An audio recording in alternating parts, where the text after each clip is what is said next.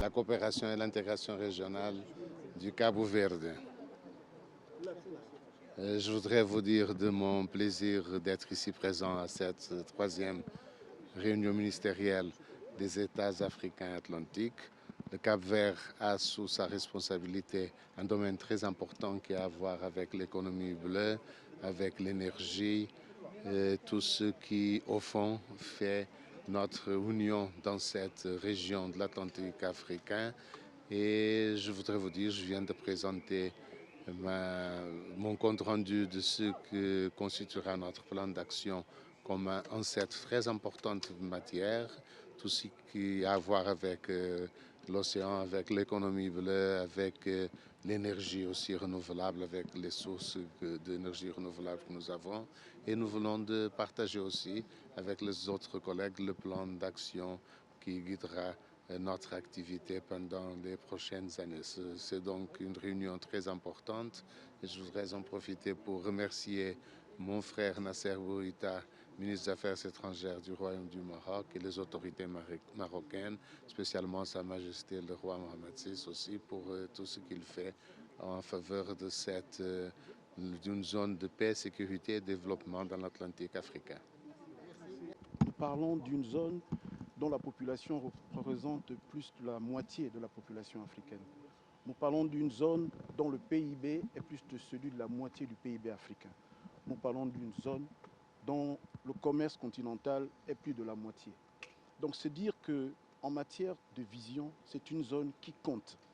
Et l'initiative que porte le Royaume du Maroc dans le cadre de ce processus s'inscrit dans les ODD, les Objectifs de développement durable 2030 des Nations Unies, et dans l'agenda 2063 de l'Union africaine. Nous sommes à mi-parcours des ODD et le constat, c'est que nous sommes à moins de 15% de l'atteinte par les États de ces objectifs. Donc une initiative comme celle de ce processus permet de renforcer les capacités des États dans une démarche inclusive, dans une démarche flexible de traiter les questions qu'ils ont en partage, que ce soit des questions de sécurité, et c'est ce qui reprend la thématique paix et sécurité, ou de questions d'économie, ou des questions d'environnement, pour couvrir les trois thématiques. Ce processus entend formuler des réponses que chaque État s'approprie. Alors, nous sommes dans le cadre des États africains, mais à terme, la vision qui est portée, c'est d'intégrer également les États du continent américain dans une démarche de processus transatlantique élargi. Donc, c'est un processus important. C'est une rencontre de Rabat qui ne fait que traduire l'engagement que le Royaume du Maroc a toujours eu sur les questions du continent. Vous vous souvenez de la COP de Marrakech, à l'issue de laquelle les trois commissions climat ont été créées.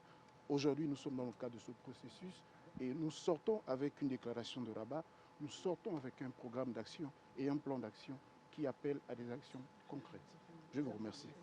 Je suis Jean-Claude Gakosso, ministre des Affaires étrangères, de la francophonie et des Congolais de l'étranger, de la République du Congo, à ne pas confondre avec la République démocratique du Congo.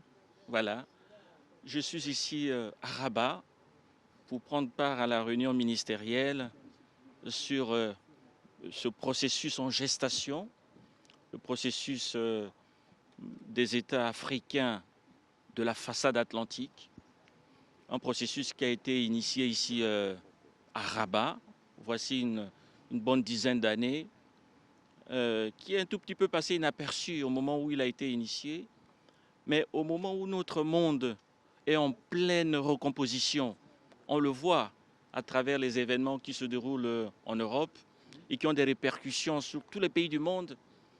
On le voit aujourd'hui que un monde nouveau est en train d'émerger.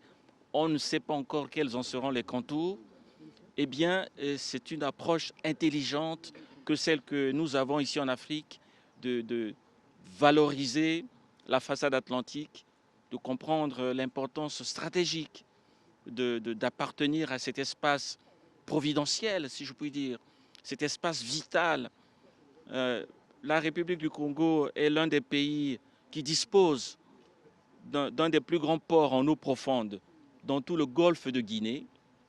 Et donc c'est à juste raison, si je puis dire, que je participe à cette réunion, que je participe à la consolidation de ce processus de mise en place de cette instance voilà, qui va gouverner les pays de la façade atlantique, un espace de solidarité, mais aussi un espace de prospérité, parce que l'Afrique doit émerger en tant que pôle de puissance.